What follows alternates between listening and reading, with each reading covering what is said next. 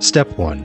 Place the set of the legs on the floor apart from each other about 8 feet apart with the nuts of the bolts facing up.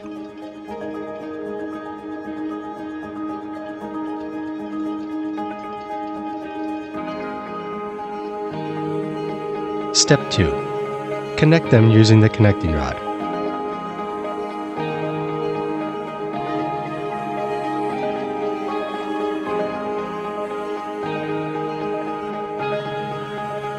Step 3. Insert the wedge into the slot and hammer the wedge until it is secure. Step 4. Place the top surface on the legs and make sure the locking mechanism goes into the cavity at the top of the legs. Step 5. Put the pin in the center hole until it drops through the hole on the other side.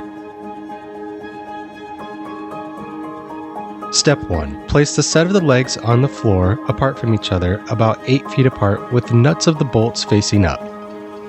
Step 2. Connect them using the connecting rod.